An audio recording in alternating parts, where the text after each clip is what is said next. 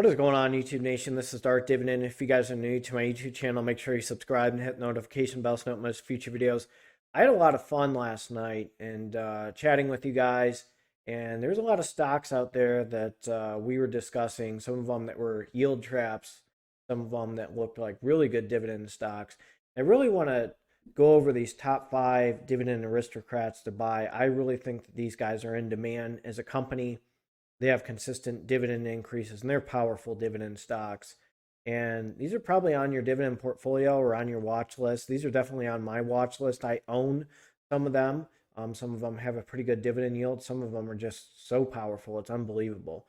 So if you're new to this channel, make sure you subscribe and hit the notification bell so you don't miss future videos. I am going to post a video tomorrow while I'm at work. So I'm going to make sure that I knock one out after I post this video.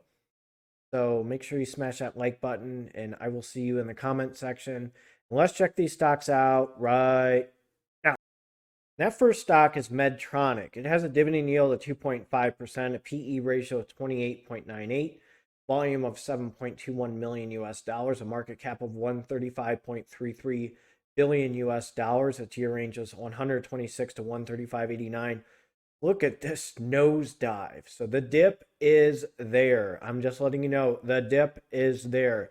Again, this is not financial advice for entertainment purposes, only disclaimer in the description. But these guys are hot right now, and I'm going to explain to you why these guys as a dividend stock are hot. And again, I work in the medical field, so I see a lot of their products that they have out there, and they can back it up. Let's check these guys out. There's a lot of things that these guys have with medical devices and supplies. So right here, they have some things with urology. I really don't see that in my floor. Renal care, oral surgery, which is in demand. Again, diabetes, people's teeth, neuro issues, gynecological, general surgery, ear, nose, and throat. I don't really see that. Digestive and gastrointestinal, I don't really see their devices that much on the floor. I really want to go after cardiovascular. Diabetes is huge with them, but I really want to go after cardiovascular and cardiac rhythm because I myself am a registered nurse working on a cardiac step down floor, and it's considered a critical care floor. So I'll go over some of these products. So this is probably the biggest one, and I'm going to be very basic with this one. They have implantable cardioverter defibrillator systems and cardiac monitors, which are important. And I'll go over these defibrillator ICDs real quick and these ablation products for arrhythmias and AFib.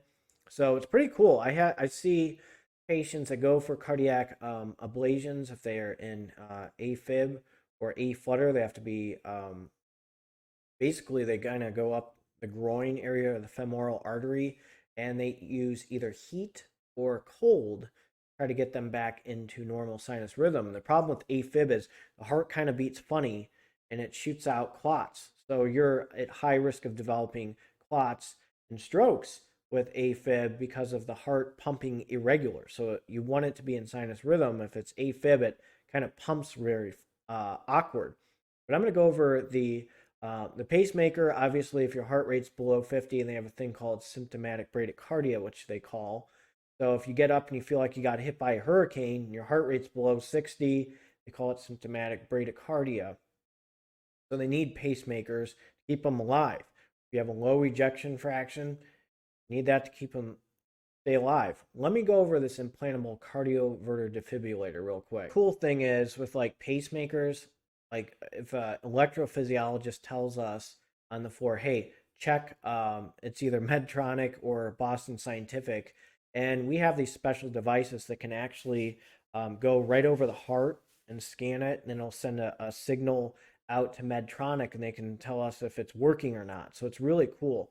So in the implantable cardioverter defibrillators, so usually you want to have an ejection fraction with the heart greater than 65%.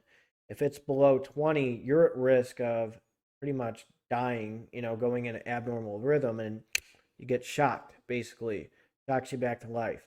And sometimes if it's not working, they come in the hospital, they get a few wires fixed, or get some settings fixed by Medtronic, and one of the reps comes in. It's actually pretty cool.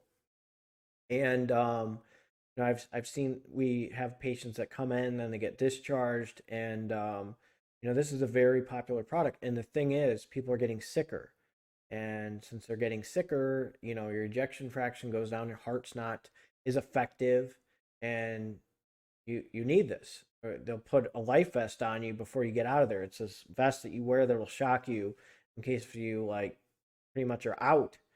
And this is why you need an implantable thing, and it'll zap, and it'll tell us, or Medtronic, yeah, this person got zapped back into life when they were passed out, and they'll let the electrophysiologist know, and then they can do a follow up. Very cool device. This is the one that I really think is cool that they carry. And I'll go over their revenue real quick and their dividend history. Look at this. So this is in millions US dollars. 20,000, 28, 29, 29, 953, 30,000, 28, 913, 30,000, 117. So they took a little bit of hit during the pandemic. I can see that. And the reason being is because people aren't seeing their physicians during the pandemic. I know it's not a good idea with a low ejection fraction because you're very prone to dying from the bug with a low ejection fraction. But people just weren't seeing their physicians, and they probably weren't making sales as much. And again, they have some venous catheter stuff. So, just cardiac wise, it wasn't pumping, wasn't working as much, and working as in like people seeing physicians and getting surgeries and everything. So, they have balloon pumps as well, and a few things that are in demand. People are afraid to come in the hospital. So that makes perfect sense at the time. A lot of these Medtronic devices and wires and all that stuff and stuff that they do invasive, they're needed, for vascular, cardiovascular issues. People just weren't going in the hospital. So that makes sense. And look, they're right back up to 30,117. So that makes perfect sense why they're back in the hunt, basically. Let me show you their dividend history. These guys, 2014, 30 cents, 38 cents, 43, 46, 50, 54, 58, 63. It has a dividend yield of 2.4%, PE ratio of 29, annual dividend of 252. You're getting significant dividend increases with Medtronic. And how can you say no to those guys? So that's very attractive as a dividend stock. Very high in demand company. Remember, cardiovascular, people are getting sicker. I posted numerous videos discussing why people are getting sicker and why I'm buying real estate investment trusts that are medical real estate investment trusts because of things that are in demand, just like Medtronic. Let's jump to the next dividend stock. And that next dividend stock that's hot is Cardinal Health. It's sitting at $49.65. It has a dividend yield of 3.95%, PE ratio of 12.83, volume of 3.16 million, market cap of 13.99 billion. Its year range was 45.85 to 62.96. Day range was 48.92 to 49.89. So these guys as a company are very strong, and I can tell you a few things about Cardinal Health because I use their products every day as a nurse. This is why these guys are in demand, and things are pretty strong with these guys as a company. First thing is gloves. I can't even tell you how many gloves we use with these guys in the state of Ohio at my hospital system. Just surgical gloves, exam gloves, and just gloves going in patients' rooms. So that's very important. And again, with the bug being out there, these gloves are in demand all the time when we're going in those rooms with the bug.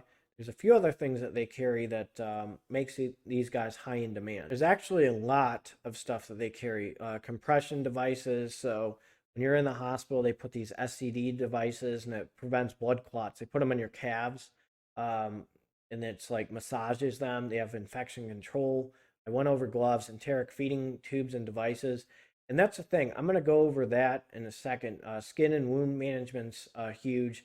Patient care supplies, women and baby, surgical is very important. But I'm going to go over the enteral feeding tubes and devices real quick. These are kangaroo pumps, okay? So here's the thing about these things, especially these pumps, which is cool. People that have strokes, that are bed rest, or they're knocked out from anesthesia, whether they're septic or something, these pumps actually help people get nutrition through their nose, or basically they put it right down the nose down here. We just throw it right down there. We do an chest x-ray usually to verify placement, Here's the bags for all the stuff for food. That way we store the mixture in there. Here's the feeding tube. This is real-time imaging to visually aid small bore feeding tube placement. That's awesome. Kangaroo irrigation kits. I mean, we have to check for placement, so we have to aspirate the air, put the air back in. We got to hear a whoosh sound when we put the stethoscope by the gut. So those things are in demand. And guess what? We use the irrigation kits also for Foley catheters. So it's not just the usual, not just, for NG tubes, it's also for that. And, with people having strokes, they can't eat. They got to use feeding tubes. People are bed rest and they can't, and they have a peg tube in their belly. They got to use feeding tubes. So that's one thing that has these guys very in demand as well. And unfortunately, with the rise of strokes, some people are going to be bedridden and sometimes they need feeding tubes. Don't forget, people that have cancer, they need food, nutrition.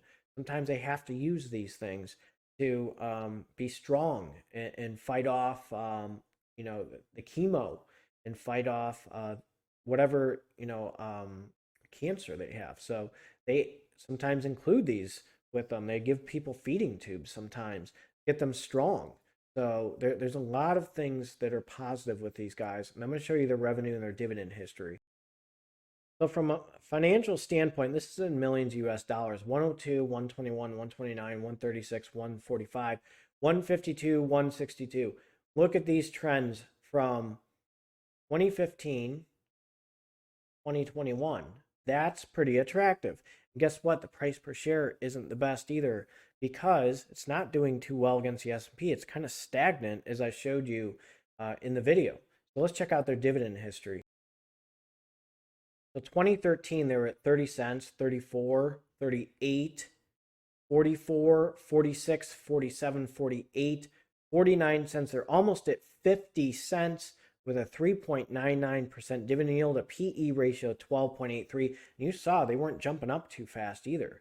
These guys are very attractive as a dividend stock. I'm looking at adding these guys to my healthcare section in M1 Finance shortly. So I really need to make some decisions. And these guys are on my radar, and I can't say no to these guys. Look at, they're not jumping up too fast, and they're in demand. That's what I like about these guys. Let's jump to the next dividend stock. And that's Franklin Resources. This is a global investment firm that is not jumping up too fast. You can blame the pandemic for them taking a little bit of a hit. They have a 3.49% dividend yield, a PE ratio of 9.29, a volume of 242 million. Year range was 23.96 to 38.27. Its day range was 33.04 to 33.91.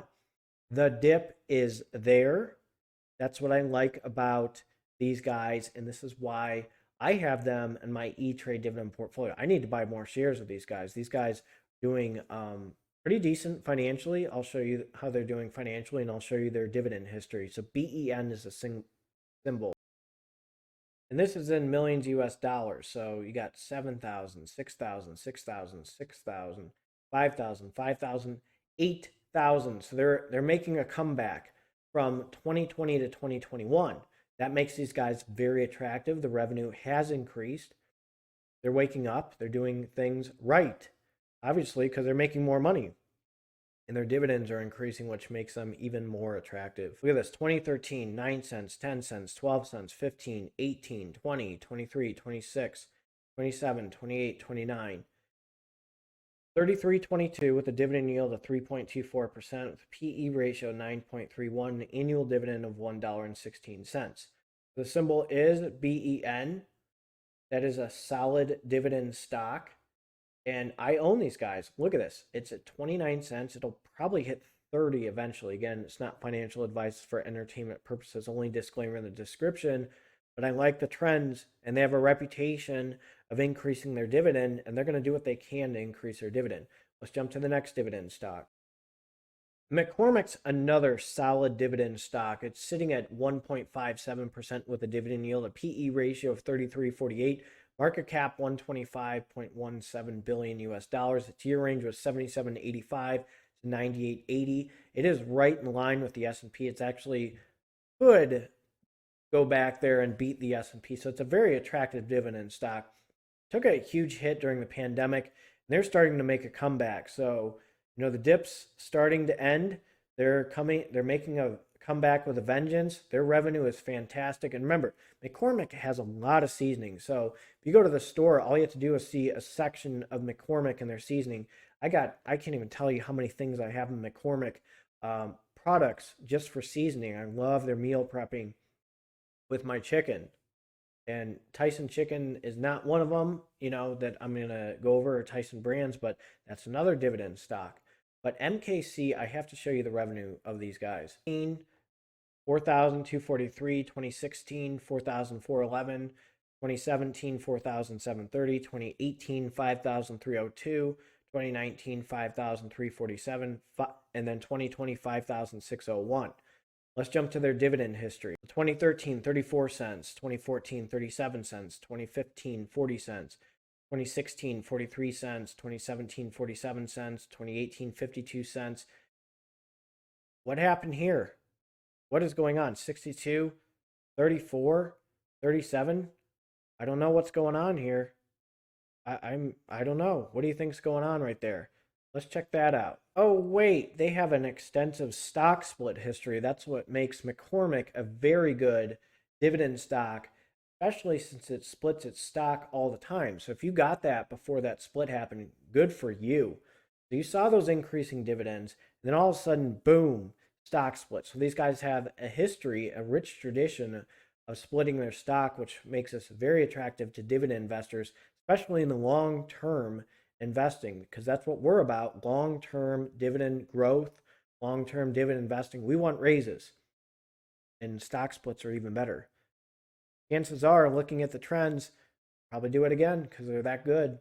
Let's jump to the final dividend stock. But I do want to thank one of my buddies real quick before we jump to the final dividend stock. That's my buddy Russ, Dapper Dividends. So make sure you subscribe right here, hit the notification bell so you don't miss future videos on his channel. He's a very good guy. Him and I will probably do a collaboration video soon. So I need to figure out the software, what the heck to do, and do these collaboration videos. So make sure you check out his channel as well. Let's jump to the final dividend stock. That final stock is Walgreens Boot Alliance. It is sitting at $48.85. It has a dividend yield of 3.91%, a PE ratio of 21.23. Market cap is $42.29 billion US dollars. Year range was 3903 to 5705. Big store that people go into: Walgreens, pharmaceuticals, getting the shot, products they carry. So these guys are always in demand, and I can tell you they are busy right now. People are trying to get their nasals swabbed to make sure that they don't have the bug when they go see family. So that's one thing. And I'm going to jump to their revenue and their dividend history real quick. Look at these guys. In 2015, 103, 444, 117, 118, 131, 120, 121 to 132. So these guys, their revenue has increased. People are worried about them, not making it, or, are these guys really worth the advertisement? That's the highest they've ever been at 132,509. These guys are back and on the attack, and their dividend is beautiful. Let's check this out. So 2013, 27 to 31 cents, 33, 36, 37, 40, 44, 45, 46. It hit 47 cents. Has a dividend yield of 3.85% with a PE ratio of 16.67. Again, 36 cents in 2015, 47 cents in 2021. So you're getting significant dividend increases. They're sitting at $48.85. With, again, a PE ratio of 16.67 is not bad, and an annual dividend of $191. So if you're new to this channel, make sure you subscribe and hit the notification bell so you don't miss future videos. Make sure you check out my buddy, and I appreciate the shout out, Russ. Looking forward to doing a collaboration video with you in the future. And I will be posting a video probably tomorrow around 4 or 5 p.m. Eastern time.